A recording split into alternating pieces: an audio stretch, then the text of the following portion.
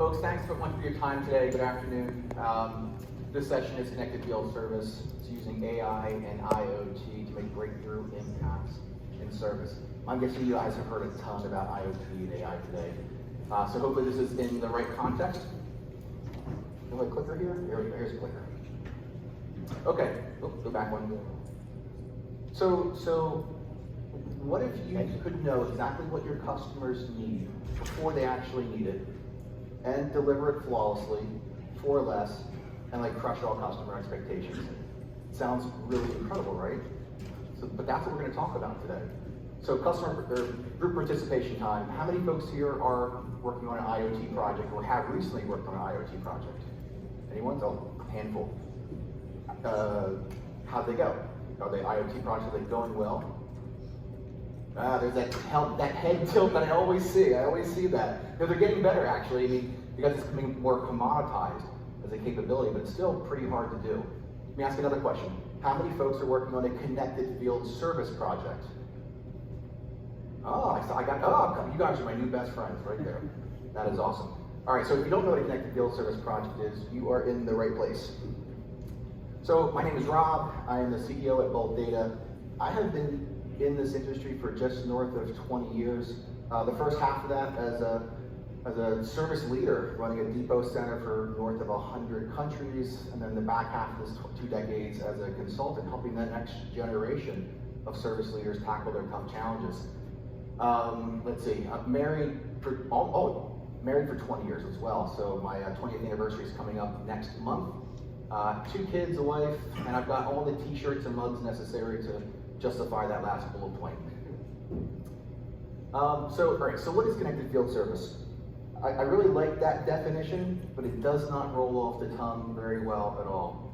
Instead, I start to talk to people about connecting your IoT trajectory data to your service system so that the trajectory data can be in the context of the business data that's tucked deep inside your service system.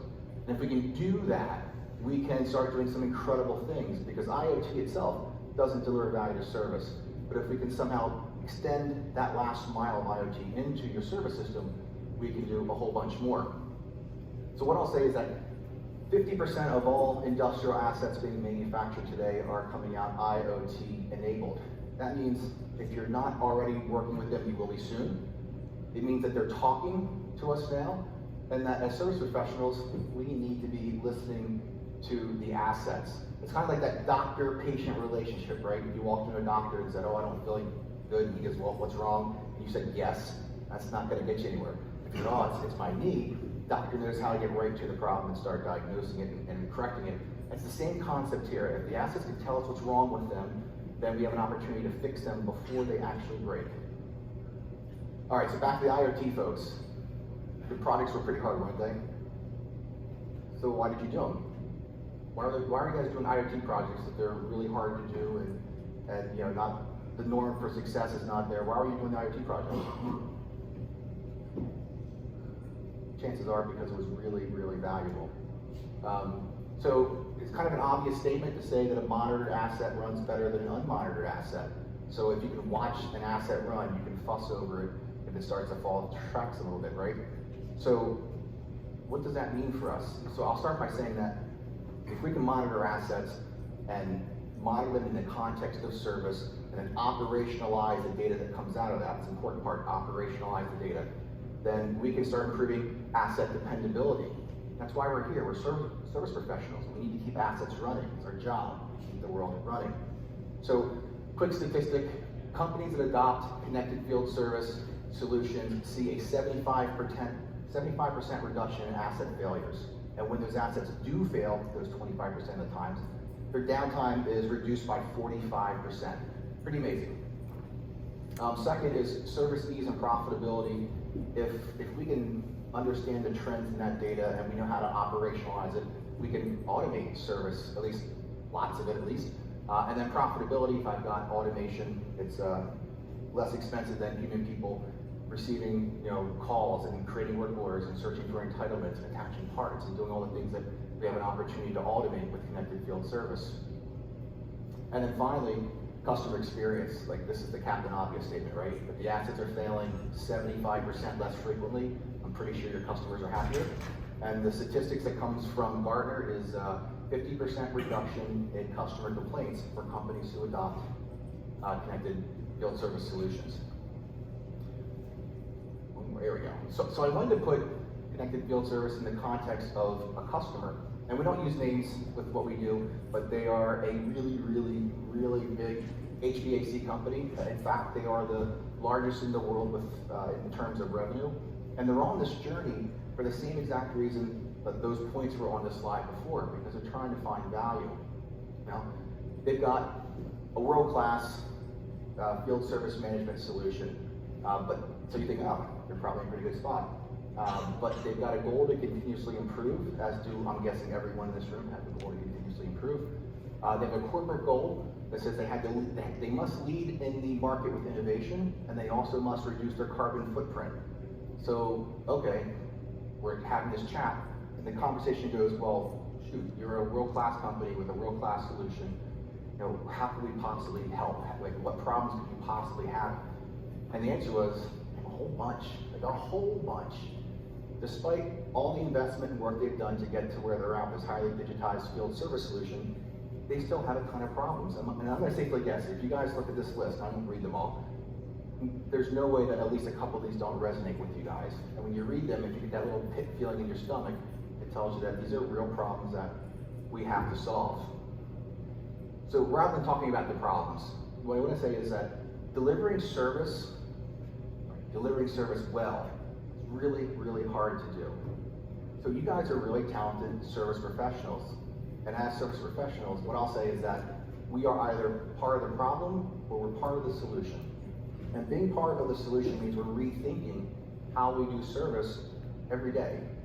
Otherwise, we're just going to keep doing the things that we've always done, and less talented people will do that on our behalf, I assure you. So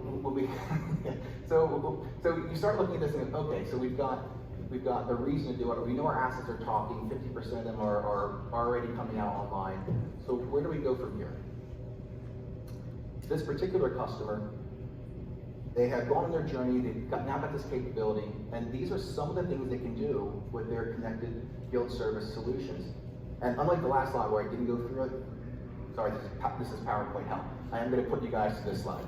So that entire left side, that is service candy over there. So the second one down, that's autonomous anomaly detection and failure prediction. If we are monitoring our assets and we understand how they behave, we can watch them start to wiggle off the tracks, 5 millimeters per second vibration, then it goes to 6, then it goes to 7. If you're not watching it, it eventually falls off the track. If you're watching it, you're fussing over it, and you will ensure you service it before it actually fails. So we have the opportunity to detect anomalies and predict failures. If you detected it, that means you know what, you detected something, you know what it is. It's like the doctor, it's my knee. So now I know how to service my knee. I know I can prescribe, I can codify the process associated with delivering this particular service. So I can spin up that work order, I can attach the correct parts, I can attach the right knowledge articles, I can dispatch the right technician in a fully automated manner. So it's instantaneous and it's flawless, and it helps us for a lot of reasons. Below that, central ops. If you know what the problem is, maybe you don't have to roll a truck. I mean, how many people want $0 truck rolls? Right, nobody. Keep your hand down. I'm just scratching, like, get out of here. No, so if you have an opportunity to recognize what it is and avoid a truck roll, of course we will. And then finally, if you have to roll a truck, by all means, give that technician every chance to be successful. We can put IoT data and the capabilities that come with it in their hands, so they've got a tough job. Let's give them all the tools they need to do it. On the right side, well, there's no way you guys are getting out here without talking about usage-based PM. Someone's going to talk to you about that somewhere. The second one is really cool, snapshots and form auto pop. So lots of industries take calibration readings. It's manual. It's actually kind of painful. It's time-consuming. If you have a connected asset, we have an opportunity to bring that data directly into the work order and avoid all the manual entry around it. Our friends at Pronto Forms has a really cool demo of that, so make sure you stop by the booth and check out that auto pop capability. It's pretty cool. It's elegant too, which is great about it. And the last one I'll go through is the asset as a channel, because that's probably the least intuitive one up there. For this particular customer, this is their Mona Lisa, this is their Magna Carta, this is why they did this in the first place. They said that, hey, we understand that CX is everything. We want to get as close to our customers as possible. And they're an HVAC company. So the answer was, where are my customers at? And the answer is, in rooms like this where they're improving air quality.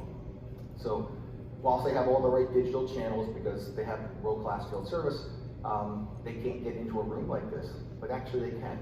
So for them, they took over the wall monitor, the wall thermostat. So we used to seeing it saying 72 degrees. So what they've done with it is when the asset needs service, that UI on the smart thermostat swaps over and says, hey, we detected an air quality issue. Can we help you? If it's an unentitled asset, it prompts them to go through a process to work with customer care. If it's an entitled asset, that UI changes, says select a data service when it's most convenient for you. So from their perspective, they want to be where their customer is at. And not in a creepy way, but in a highly cool digital channel way. That's it. Thank you for that. Okay, so lots of reasons to be up here. And again, if these use cases aren't familiar to you, I promise you they will be soon. And when they come, they won't be edge cases, because this is where the industry is heading. Okay, so how do you do it, right? So there's a whole journey behind this. This is what we call the connected service journey spectrum. Starts with smart assets on the left and ends with smart people on the right. And we talked about, connected field service. You could call it Service 4.0, but it's kind of an IoT-ish way, and it's a whole lot more than IoT. So I'm going to give you 3 words. If you remember nothing else, connect, analyze, act. One more time, connect, analyze, act. So when we connect assets, what are we doing? We're sensorizing them. We're getting them having the capability to talk beyond the asset itself. And then we go to analyze. You need a cloud lake somewhere that allows you to capture and gather all that data and run some analytics against it. And this is what we generally recognize as an IoT project. Let me pause. Was this what your IoT project looked like over here? Yeah, I see head nods. Right. This is what IoT is. Is this intuitively going to deliver value to service? No, we need to bridge. We need a way to get all that smart capability and investment that companies have made over to here where the service people are. And that's where we act. A ton of bullets here. I did this on purpose. There's lots of bullet points under the other side, and I just wanted to emphasize that there's a lot that happens here. So for us to act on data, we've got to connect that data source to our service system so that the service business contextual data can be married to trajectory data. We have to associate digital twins. So there's an asset out in the field, and I've got an asset record. I've got to connect those two in a meaningful way so the service context flows through. I've got to visualize it, I've got to admin it, I've got to automate, I've got lots of stuff that I have to do with this data. And that stuff probably makes sense. Where I tend to see customers kind of trip is all the stuff that's non-technical around that. So asset behavior profiling. You got to know your assets, right? So if you've got 10 different asset types, each one has 100 fault codes. Well, geez, I need to understand how every one of those assets operates, how they behave. What's that fault code mean? Because I now need to codify the response so that connected service works. If you're going from time-based PM to usage-based PM, well, I'm no longer rolling trucks 4 times a year. I need some new contracts. Now you're engaging with folks in legal. Process transformation, doing it different. I'm now servicing deep things from a central ops rather than in the field. So people's jobs are changing. I probably should talk to HR. Lots of stuff. I don't want to go through it all, but the point is that if you're just hanging out watching an IoT project get delivered and you think it's going to add value, I can assure you that it won't. There's lots of stuff to do here. It's all accomplishable, but message is that if you're signing up for the race, it's not a 5K turkey trot, it is a half marathon for sure. Okay, so what does this look, that's the connected field service piece. So what does this look like in reality? So I mentioned the customer has a great field service solution. They do all the right stuff, so under Service Max, they are on point with work orders and entitlements and parts and all the stuff they should be doing. Within the Salesforce spot, all the pieces are in place, right? So they've got that background. They've also got really smart assets out in the field that are connected, they're talking to the cloud, but there's a cavernous gap between that cloud and the fluffy blue cloud on the right. So they needed a way to bridge that. This is what we call the last mile of IoT, because we all understand what the IoT piece is, but we got to bridge the gap between where the trajectory data is and where our business contextual capabilities are. In this particular case, this is my gratuitous plug, they selected our product, so thank you so much, company, for selecting us. But you need a product, there's lots of them out there. You need a product that sits between and not just integrates. If you just do a point-to-point integration, you get a piece of data over, you can't trend it, you can't analyze it, you can't predict off of it, you can't visualize it for field-based technicians, lots of stuff you can't do with the basic integration. We need a capability that allows us to connect, administer, monitor, apply analytics, use AI to help drive outcomes, and then visualize all within the platform you're in. So I drew that blue box around on purpose, because that blue box is where the service people work. If you've got a swivel chair out of your service system into some third-party IoT system, try to write rules on it that don't make sense to you, and swivel chair back into your service system, only so that 10 minutes later, a little light flashes in the system other than your IoT system says something's going to fail in 42 days. It's really out of context. You've got to take that swivel chair back and go through all the manual work to try to figure it out. In this particular company, they actually had an IoT service, and I asked the question of, hey, how many times do you get alerts, failure prediction? All the time, every day. Who's looking at them? No one. What are you doing with it? Nothing. You have to have that bridge. All right, so when I just spoke to them, it was kind of ambiguous, and they couldn't get their head wrapped around what it would look like. So I brought some shots. So this is what theirs actually looks like. So it starts with a command center, the opportunity for them to see all of their connected asset install base. They can see what's running and what's in alert mode. If it's in alert mode, they understand why it's in alert mode. Isn't that great? If you could understand why all your assets had problems, you could look at that and really think through what it is. They have connected locations, so just because your assets are connected doesn't mean they can get to the cloud. The locations have to be connected. And so here you can see where they can look at, in this case it's a hospital with a dozen HVAC units on the roof. You can see that 2 of them are in fault mode just by looking at them. You see the amber up there, so they have an at-a-glance view. And then they can drill in and get to the actual statistics in the app. And that's not a static view, it's like going to the hospital, get the doctor-patient relationship. You are seeing the heartbeat go live, which helps technicians know what they're going up against. I mean, their jobs are really hard, so we can help them see. I mean, they're working for doctors for years, right? You go into the hospital, you all see that. It means they're working for doctors for years. It's a reason why it works, and we have an opportunity to give it to our technicians. The mobile device, again, put it in their hands. And finally, in this particular customer's case, they've extended their digital reach all the way to the consumer's home. Without being super creepy, that's as close as you can get to your customer without actually being in the house. I thought they had done a really good job with that. All right, so if I haven't scared you off and you're brave enough to get on this path, just some words of wisdom: progress over perfection. We see a lot of companies trip because they try to take too big of a bite. So what I'll tell you is that start with 1 or 2 use cases. Start with 10 assets. Really keep it simple. Learn from it. Understand data quality is a killer here. We all get it. No matter what we do, data quality is always an issue. It's particularly a challenge here. You need to focus on getting clean data.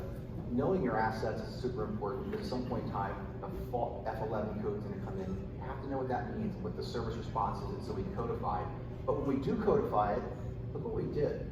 We not only need automation, we helped fight the attrition battle because all that tribal knowledge that usually walks out the door during high attrition, we've now codified into the system.